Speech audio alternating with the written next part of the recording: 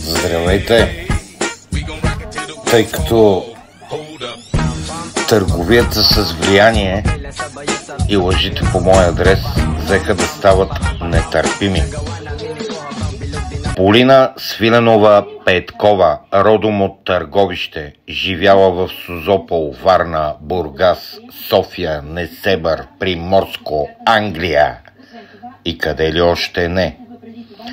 Публикувам част от документите, които доказват по безспорен начин, що за човек си, и ти давам право на отговор. Ще направя банкови извлечения, които също ще публикувам, ако се наложи. Искам да се изправиш с лицето и с името си, ако имаш капка доблест, и да обясниш как и откъде имаш всичко това.